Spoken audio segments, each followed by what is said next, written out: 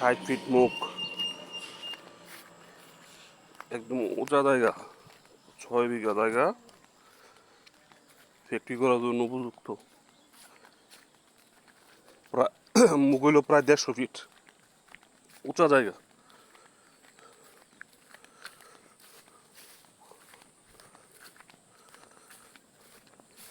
এই জায়গাটা হচ্ছে জয়দেবপুর সদরের কাছাকাছি, প্রায় 6 বিঘার মতো জায়গা,